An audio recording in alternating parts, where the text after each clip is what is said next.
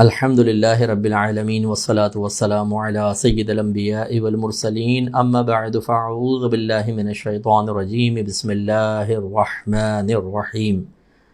الحمدللہ آپ مجھ سے قبل درس قرآن سماعت فرما چکے ہیں۔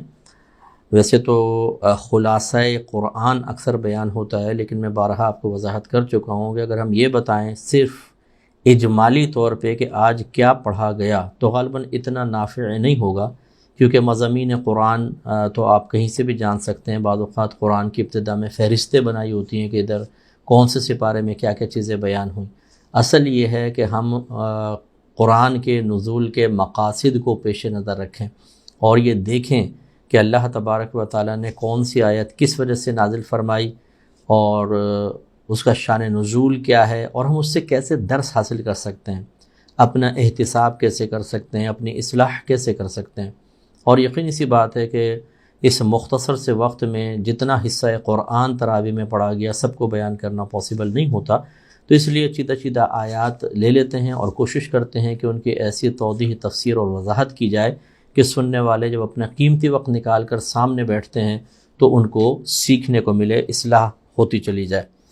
تو سورہ توبہ کی آیت نمبر 100 میں آپ کی خدمت میں ذکر کر رہا ہوں۔ اس میں اللہ تبارک و تعالیٰ نے صحابہ کرام علیہم الرضوان کی شان بیان فرمائی ہے۔ صحابہ کے 3 گروہ بنائے ہیں۔ ایک تو وہ کہ جو اولاً ایمان لائے اور انہوں نے مکے سے ہجرت کر کے مدینے آنے کا شرف حاصل کیا۔ انہی میں اولون سابقون میں وہ تھے کہ جو مدینے سے ہجرت سے ہی قبل سرکار کے پاس گئے اور ایمان لے کر آئے اور بعد میں سرکار کو آفر کی۔ اور تیسرا گروہ وہ تھا کہ جو فتح مکہ کے بعد خاص طور پر ایمان لے کر آئے۔ بہرحال جس نے حالت زندگی میں ظاہری آنکھوں سے نبی کریم صلی اللہ علیہ وسلم کی زیارت کی ہو ایمان کی حالت میں، یعنی ظاہری زندگی چشمان ظاہری سے زیارت کی اور ایمان کی حالت میں کی، اور پھر اس شخص کا ایمان کی حالت میں ہی انتقال ہوا، وہ صحابی ہوتے ہیں۔ اور چونکہ کچھ صحابہ نابینا بھی تھے، اس لیے محدثین یا مفسرین یہ قید لگاتے ہیں کہ صرف دیکھنا ہی نہیں بلکہ اگر صحبت بھی سرکار کی اختیار کی انہی شرائط کے ساتھ کہ حالت ایمان میں باقاعدہ نبی کریم صلی اللہ علیہ وسلم کی صحبت اختیار کی ہو اور پھر ان شخص کا ایمان پر ہی انتقال ہو گیا ہو، وہ صحابی ہیں۔ اور صحابہ کا بہت بڑا مقام ہے۔ میں اس آیت کی وضاحت میں آپ کو مزید عرض کروں گا۔ اللہ تعالیٰ ارشاد فرماتا ہے کہ والسابقون الاولون من المہاجرین والانصار، اور سبقت لے جانے والے پہلے، یعنی ایمان لانے میں سبقت، دوسروں سے سبقت لے گئے، اور پہلے والے مہاجرین میں سے اور انصار میں سے، والذین اتبعوہم بإحسان، اور وہ جو ان کے پیچھے ہوئے، ان کے پیروکار ہوئے اخلاص کے ساتھ، رضی اللہ عنہم ورضوا عنہ، اللہ تعالیٰ ان سے راضی ہوا اور وہ اللہ سے راضی ہوئے۔ وأعد لهم جنات تجری، اور اللہ تعالیٰ نے تیار کی ہیں ان کے لیے ایسے باغات کہ جاری ہوتے ہیں تحتها الانہار، ان کے نیچے سے نہریں، خالدین فیہا ابدا، وہ اس میں ہمیشہ ہمیشہ رہیں گے۔ ذالک الفوز العظیم، یہ کیا ہی بڑی کامیابی ہے، عظیم کامیابی ہے۔ تو اچھی طرح یاد رکھیں کہ اس آیت کے تناظر میں یہ متفق علیہ مسئلہ ہے کہ جن کی صحابیت ثابت ہو گئی وہ قطعی جنتی ہیں، کیونکہ کسی کا اس میں اختلاف نہیں کہ یہ آیت کریمہ صحابہ کرام علیہم الرضوان کے بارے میں نازل ہوئی اور اللہ تعالیٰ نے ان سے اپنی رضا کا اعلان فرما دیا کہ اللہ ان سے راضی، وہ اللہ سے راضی، اور ان کے لیے جنت کی بشارت بھی دے دی گئی ہے۔ اسی لیے ہمارا عقیدہ ہے کہ ہر صحابی قطعی طور پہ جنتی ہے۔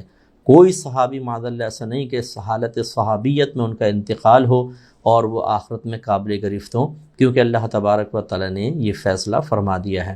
اور یہاں میں اپنے بیانات میں بھی عرض کرتے رہتا ہوں، اور آج آپ کی خدمت میں اس درس قرآن کے وسیلے سے، ذریعے سے آپ کی خدمت میں ذکر کر رہا ہوں کہ اللہ تبارک و تعالیٰ کی ذات قدیم ہے۔ قدیم اسے کہتے ہیں کہ جو ہمیشہ سے ہو، اور جو پہلے نہیں تھا پھر وجود میں آیا اسے حادث کہتے ہیں۔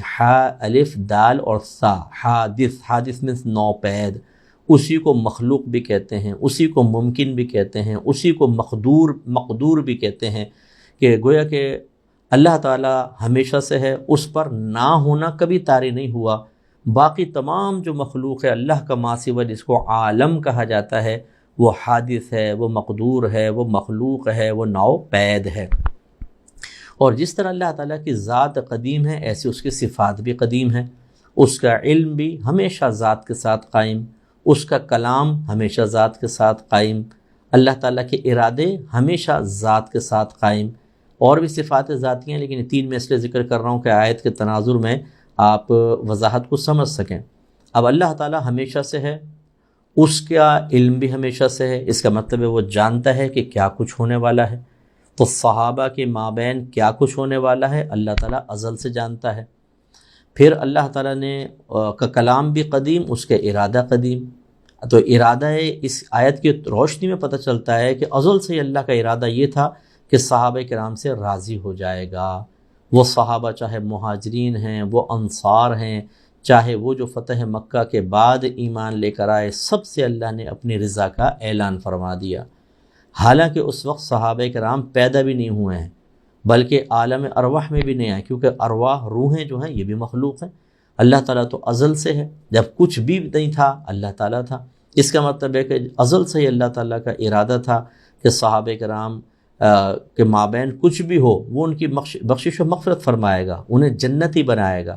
اللہ کا علم میں ہے کہ وہ کیا کیا کریں گے، اس کے باوجود اللہ تعالیٰ نے کلام یہ فرمایا جو قدیم ہے اللہ کا، اور یہ ارادہ فرمایا اور یہی کلام فرمایا کہ اللہ ان سے راضی، وہ اللہ سے راضی۔ اس لیے میں تمام اپنے دیکھنے والوں سے گزارش کرتا ہوں کہ صحابہ کرام علیہم رضوان کی شان میں ذرہ برابر گستاخی مت کیجیے گا۔ یہ وہ گروہ ہے جس سے اللہ نے ازل سے ہی رضا کا اعلان فرمایا، اور وہ قطعی جنتی ہیں۔ صحابہ کے مابین اگر آپ کسی حوالے سے سنیں کہ کچھ معاملات ہوئے بھی ہیں، میں آپ سے سوال کرتا ہوں کہ کیا اللہ تبارک و تعالیٰ کو ازل سے معلوم نہ تھا کہ کیا کچھ ہونے والا ہے؟ آپ کہیں گے مفتی صاحب بالکل اللہ کو معلوم تھا، پھر یہ اللہ تعالیٰ نے کیوں فرمایا رضی اللہ عنہم ورضوا عنہ؟ اس کا مطلب یہ ہے کہ جو کچھ بھی معاملہ ہوا اللہ نے اسے درگزر فرمایا، اور اللہ تبارک و تعالیٰ اس کے باوجود ان سب سے راضی۔ جب اللہ ان سے راضی ہے، آپ اور میں کون ہوتے ہیں کہ تانہ زنی کریں، ہم کسی ایک سے عقیدت مضبوط کریں اور دوسرے سے عقیدت ہٹا لیں، یا ہم ایسے بیانات کریں جن میں صحابہ کرام کے خلاف بیان ہو، صحابہ کرام کی معاذ اللہ ہتک ہو، اس میں توہین کے پہلو نکلتے ہوں۔ یہ بالکل غیر مناسب چیز ہے۔ میں تمام جو ہم سے عقیدت محبت رکھتے ہیں، ہماری بات کو کچھ اہمیت دیتے ہیں، کسی ایسے شخص کا بیان نہ سنیے جو صحابہ کرام پہ تنقید کر رہا ہو، صحابہ کی تنقیص کر رہا ہو، توہین کر رہا ہو، معاذ اللہ برا بھلا کہہ رہا ہو، اس سے آپ بہت دور رہیں۔ صحابہ کرام وہ نفوس قدسیاں ہیں کہ اللہ ان سے راضی ہے۔ اور میدان محشر میں آپ یہ دیکھیں گے کہ جو ہماری ان باتوں کا خلاف جا رہا ہے، اور میری باتوں سے مراد قرآن و حدیث کی تعلیم اور اس کا نچوڑ ہے، وہ کتنا پچھتائے گا، وہ کتنا شرمندہ ہوگا، اور نبی کریم صلی اللہ علیہ وسلم اس پر کتنے غضبناک ہوں گے۔ اس لیے یہ جڑ ہوشیاریاں نہ کریں۔ بہت سارے واقعات ایسے ہوتے ہیں کہ جو ہمیں مختلف حوالوں سے ہم تک پہنچتے ہیں، بعض مستند ذرائع ہوتے ہیں، بعض غیر مستند ہوتے ہیں۔ اگر مستند ذرائع بھی آپ سامنے رکھ لیں تب بھی اللہ تعالیٰ نے قرآن کے ذریعے ہم تک یہ پیغام پہنچا دیا، اللہ ان سے راضی ہو گیا، وہ اللہ سے راضی ہیں۔ تو ایسا ہرگز نہ کریں کہ آپ خدا نخواستہ اللہ تو ان سے رضا کا اعلان کرے اور ہم کہیں ہم ناراض ہیں۔ تو کسی ایک صحابی یا اہل بیت اطہار کو بنیاد بنا کر ہمیں اجازت نہیں ہے کہ اللہ تعالیٰ نے جن سے رضا کا اعلان فرمایا ان میں سے کسی کے ساتھ بھی بدسن ہوں، ان کو گالیاں بکیں، معاذ اللہ ان کے اوپر لعنت کریں، معاذ اللہ ان کو جہنمی قرار دیں۔ یہ بالکل مناسب نہیں ہے، اس سے اجتناب کرنا واجب ہے۔ پھر دوسری آیت 109 نمبر آیت ہے جو میں آپ کی خدمت میں 107 نمبر آیت آپ کی خدمت میں ذکر کروں گا۔ 107 108 ہے، اور اس میں اس کا شان نزول پہلے سمجھ لیں کہ ابو عامر ایک نصرانی تھا جو نبی کریم صلی اللہ علیہ وسلم سے آ کر ملا اور اس نے بدتمیزیاں کی۔ رحمت کونین صلی اللہ علیہ وسلم نے اس کو جانے کا حکم دیا، تو اس نے کہا کہ آپ دعا کریں کہ ہم میں سے جو ناحق ہو وہ راستے میں بے کس اور بے بس ہلاک ہو جائے۔ سرکار نے فرمایا آمین۔ بعد میں وہ ایسے ہی مرا تھا۔ تو اس نے جو مدینے کے منافقین تھے ان کو یہ ترغیب دی کہ میں ایک بہت بڑی فوج تیار کر کے لے کر آؤں گا اور ان کے خلاف ہم خروج کریں گے، ان پہ اٹیک کریں گے، لیکن تم ایسا کرو کہ مسجد قباء کے مقابلے میں ایک مسجد تعمیر کرو، اور ہیلہ یہ کر دینا کہ جی ہمیں دور بہت پڑتی ہے تو ہم عورتوں کو، بچوں کو، بوڑھے وغیرہ کو آسانی رہے گی تو ہم نے مسجد بنائی ہے، اور پھر جب یہ ماحول بن جائے گا، مسلمانوں میں تفریق پیدا ہو جائے گی، تو جو تمہارے ساتھ ہوں گے وہ مل کر میرے ساتھ پھر مسلمانوں پر حملہ کریں گے۔ تو ان منافقین نے آ کر نبی کریم سے وہی نفاق کا لبادہ اوڑھ کر ریکویسٹ کی کہ آپ تشریف لے آئیں، ہم مسجد بنا رہے ہیں اور یہ ہمارا عذر ہے، تو اس میں آپ نماز پڑھ لیں گے تو ہماری حوصلہ افزائی ہو جائے گی۔ رحمت کونین صلی اللہ علیہ وسلم نے ارشاد فرمایا کہ اس وقت میں غزوہ تبوک کی طرف جا رہا ہوں، اور پھر میں اپنے رب کی طرف سے اجازت کا منتظر رہوں گا، اگر اللہ نے اجازت دی تو میں وہاں نماز پڑھوں گا، ورنہ نہیں پڑھوں گا۔ اب اس تناظر میں ذرا ان کو دیکھیے کہ اللہ تعالیٰ نے آپ کو اس مسجد میں نماز پڑھنے سے منع کیا، اور حالانکہ مسجد ہے لیکن وہ غلط مقصد کے لیے بنائی گئی اور غلط قسم کے لوگوں کے انڈر وہ مسجد تھی، تو اللہ تعالیٰ نے منع فرما دیا۔ پہلے آیات دیکھ لیں، پھر اس سے کچھ نتائج ذکر کروں گا۔ والذین اتخذوا مسجدا ضرارا، اور وہ لوگ جنہوں نے بنائی ایک ضرر دینے والی مسجد، وکفرن، یعنی ضرر پہنچانے کے لیے اور انکار کرنے کے سبب، وتفریقا بین المؤمنین، اور مسلمانوں کے درمیان جدائی کرنے کے لیے، وارصادا، اور اس شخص کے انتظار میں، لمن حارب اللہ ورسولہ، جو جنگ کرنا چاہتا تھا اللہ تعالیٰ اس کے رسول کے ساتھ، من قبل، اس سے پہلے، وَلَيَحْلِفُنَّ إِنْ أَرَدْنَا إِلَّا الْحُسْنَى، اور اے حبیب یہ ضرور قسمیں کھائیں گے کہ ہمارا ارادہ تو فقط اچھائی کا ہے، بھلائی کا ہے، ہم نے کسی برے ارادے سے مسجد نہیں بنائی۔ وَاللَّهُ يَشْهَدُ إِنَّهُمْ لَكَاذِبُونَ، اور اللہ تعالیٰ گواہ ہے اس بات پر کہ بے شک یہ جھوٹ بولنے والے ہیں۔ لا تقم فیہ ابدا، اے حبیب آپ اس مسجد میں کبھی قیام نہ فرمائیے گا۔ ہاں، لمسجد اسس علی التقوی من اول یوم، اور وہ مسجد جس کی پہلے دن سے ہی بنیاد تقوی پر رکھی گئی، یہ مسجد قباء کے بارے میں اللہ نے فرمایا، احق ان تقوم فیہ، وہ زیادہ حقدار ہے کہ اے حبیب آپ اس مسجد میں کھڑے ہوں۔ فیہ رجال، اس مسجد میں چند ایسے لوگ ہیں، یحبون ان یتطہروا، جو خوب پاک ہونے کو محبوب رکھتے ہیں، واللہ یحب المطہرین، اور اللہ تعالیٰ خوب پاک ہونے والوں کو محبوب رکھتا ہے۔ اس سے معلوم ہوا کہ اگر کوئی مسجد ایسی ہو جس سے مسلمانوں میں تفریق پیدا ہوتی ہو، جو غلط مقصد کے لیے قائم کی گئی ہو، وہ مسجد ضرار ہے، اور اس مسجد کو ختم کرنا ہوگا۔ نبی کریم صلی اللہ علیہ وسلم نے جا کے بعد میں اس مسجد ضرار کو گرا دیا تھا، اللہ کے حکم سے ختم کر دیا تھا۔ تو اب آپ یہ نہیں کیجیے گا کہ آپ جا کے کلہاڑے وڑاڑے لے کر اور مسجدیں گرانا شروع کر دیں۔ میں ایک آپ کو بات سمجھا رہا ہوں کہ اگر فرض کر لیں، اب علماء نے یہ فرمایا کہ اگر ایک جگہ مسجد اچھی قائم ہے، مسلمان اس میں آ کے نماز پڑھ رہے ہیں سب پیار محبت سے، تو اس کے قریب ایسی مسجد قائم کر دینا کہ یہاں کی جماعت قلت کا شکار ہو جائے، جو نمازی ہیں ڈیوائیڈ ہو جائیں، یہ بھی اسی حکم میں آئے گی۔ تو اس لیے بہت غور و تفکر کریں۔ میں سب جو سننے والوں سے گزارش کرتا ہوں، کسی ایسی جگہ مسجد نہ بنائیں جہاں پہلے ہی اہل سنت کی مسجد قائم ہو، وہاں لوگ نماز پڑھ رہے ہیں، اور قریب ہی آپ بنا دیں۔ وہ کیا فائدہ ہوگا اس کا بنانے کا؟ صرف اتنا کہ یہ آپ کا نام ہو جائے گا جی ہم نے مسجد بنائی، اور نمازی ٹوٹ کر اس طرف آ جائیں گے، یہاں بھی قلت جماعت، وہاں بھی قلت جماعت۔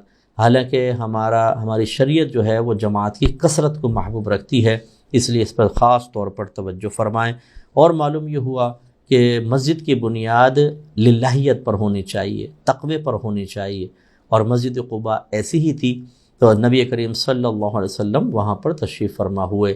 اس سے معلوم ہوا کہ اگر کوئی کسی صحیح شرعی عذر کی بنا پر کسی مسجد میں نماز نہ پڑھے، دوسری مسجد میں جا کر پڑھے، تو بعض ہمارے بھائی جو ہیں وہ مسئلے کو سمجھے بغیر اس پہ اٹیک کرتے ہیں کہ بھئی مسجد تو سب اللہ کا گھر ہے، وہاں کیوں نہیں جاتے تم؟ دیکھ لیجئے، اگر سب مسجدیں اللہ کا گھر ہوتی تو اس مسجد کو مسجد ضرار کیوں قرار دیا جاتا؟ نبی کریم صلی اللہ علیہ وسلم نے یہ مسجد کیوں گرائی، کیوں ختم کر دی؟ اس لیے معلوم یہ ہوا کہ ہر مسجد جو ہے وہ بیت اللہ نہیں کہلاتی، بعض مسجدیں مسجد درار کہلاتی ہیں، جو شرارتاً بنائی گئی ہوں، جو فساد پیدا کرنے کے لیے بنائی گئی ہوں، مسلمانوں کی جماعت میں تفریق پیدا کرنے کے لیے بنائی گئی ہوں۔ اس سے اجتناب کریں۔ تو بنانے والوں کو خوب اچھی طرح سوچنا سمجھنا چاہیے۔ ایسے اگر آپ فنڈنگ دیتے ہیں کوئی مسجد بن رہی ہے تو ہم تو فوراً مسجد بن رہی ہے پیسے لے لیں، تھوڑا سا بیک گراؤنڈ دیکھنے کی بھی ضرورت ہوتی ہے، کس مقصد کے لیے مسجد بنائی جا رہی ہے۔ ایسا تو نہیں کہ وہ آپ کا پیسہ استعمال کر کے اور ایک مسجد درار قائم کر دیں اور بعد میں مسلمانوں کے اندر فتنہ اور فساد پیدا ہو، تو پھر یہ آپ کی دین میں مدد نہیں ہوگی، بلکہ دین میں تفریقہ پیدا کرنے میں مدد ہوگی، دین کو ڈھانے میں مدد ہوگی۔ بہت سارے بھائی بہن ہم سے کہتے ہیں استاد میں چاہتا ہوں یا میں چاہتی ہوں، میری والدہ فوت ہو گئی، والد فوت ہو گئے، ہم مسجد بن رہی ہے ایک، اس میں ہم چندہ دینا چاہ رہے ہیں۔ اب ہم جیسا آدمی جو ہے اب وہ ہم یہ کہیں کہ نہیں پہلے آپ تحقیق کریں، لوگ مطلب عجیب پریشان ہو جاتے ہیں۔ ٹھیک ہے بھئی، آپ کی مرضی ہے، ورنہ احتیاط یہی ہے کہ پہلے آپ معلوم کریں کون بنا رہا ہے مسجد، کس مقصد کے لیے بنا رہا ہے، یہ بہت ضروری ہوتا ہے۔ اور اگر آپ کو یہ مقاصد نہیں پتہ تو اجتناب کرنا ہی بہتر ہوتا ہے، جب تک کہ آپ کسی اچھے عالم دین سے، مستند عالم دین سے مشورہ نہ کر لیں۔ اور یہ جو آگے اللہ نے فرمایا کہ فیہ رجال یحبون ان یتطہروا، اور اس میں ایسے لوگ ہیں جو محبوب رکھتے ہیں کہ وہ پاک ہوں، واللہ یحب المطہرین، اور اللہ تبارک و تعالیٰ پاک ہونے والوں کو، خوب پاک ہونے والوں کو محبوب رکھتا ہے۔ جب یہ آیت نازل ہوئی تو سرکار اہل قباء کے پاس گئے اور فرمایا کہ اللہ نے تمہاری مدح میں یہ آیات نازل فرمائی ہیں، تم ایسا کون سا کام کرتے ہو کہ اللہ نے تمہاری تعریف کی؟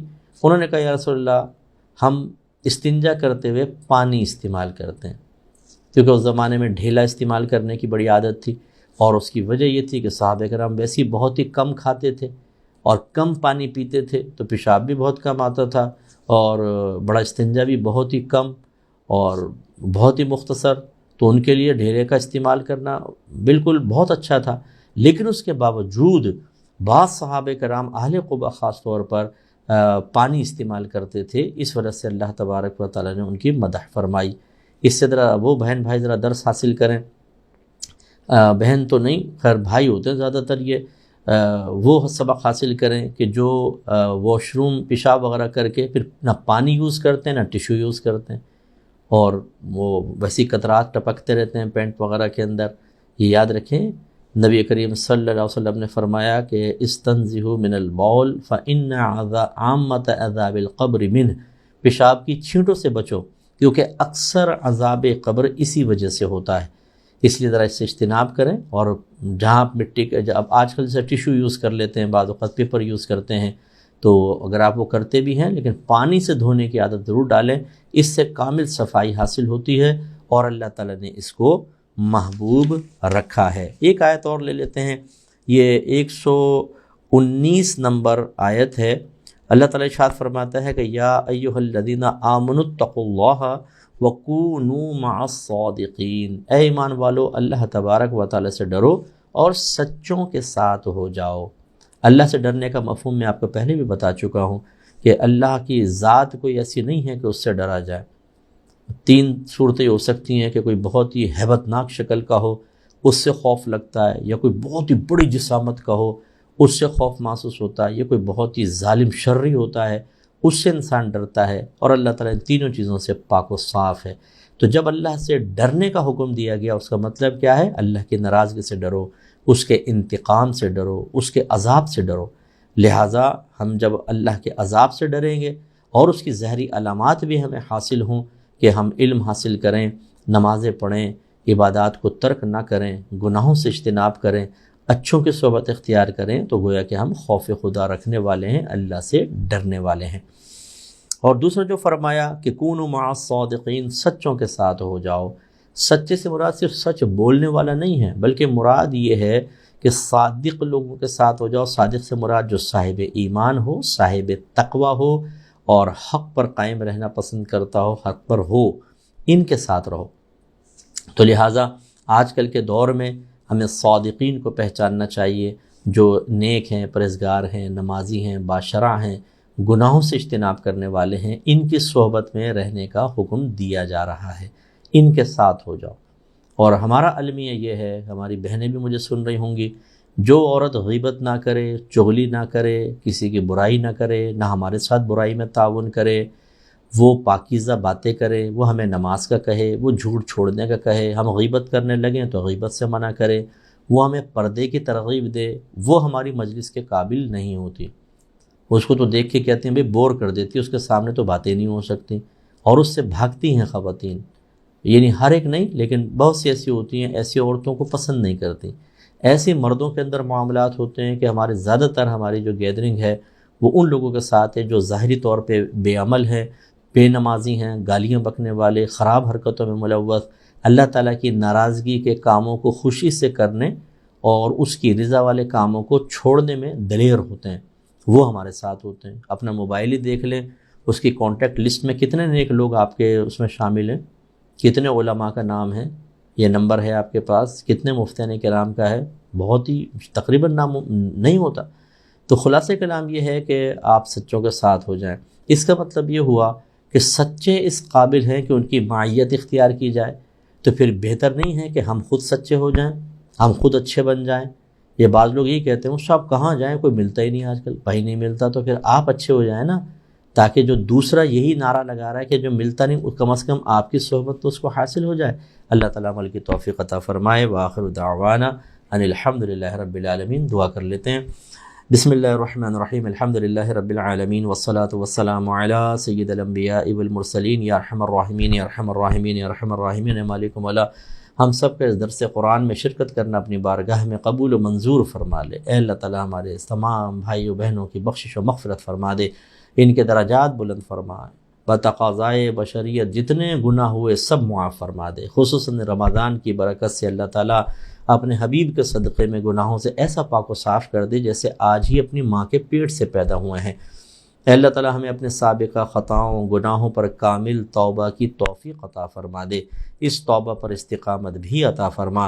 اے اللہ تعالیٰ ہمیں موت سے پہلے پہلے اپنی قبر کو جنت کے باغوں میں سے ایک باغ بنانے والے اعمال اختیار کرنے کی توفیق عطا فرما، اپنی قبر کو جہنم کے گڑھوں میں سے گڑھا بنانے والے اعمال پوری ہمت کے ساتھ چھوڑ دینے کی توفیق عطا فرما۔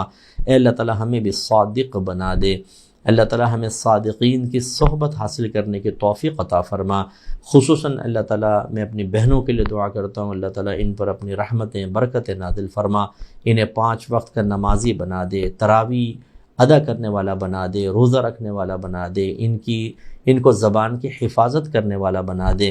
اللہ تعالیٰ ہماری بہنوں کو ایسا کر دے کہ ان کی کردار، ان کے عمل، ان کی زبان، ان کی گفتار کسی بھی طریقے سے یہ کسی کے لیے باعث اذیت نہ رہیں۔ اللہ تعالیٰ ان کو درجات کی بلندی عطا فرما۔ جو بھی ہمارے بہن بھائی اللہ تعالیٰ ہمارے ساتھ دعا میں شریک ہیں اور پریشان حال ہیں، اللہ تعالیٰ ان کی پریشانیاں دور فرما دے، تمام ذہنی ٹینشن دور کر دے۔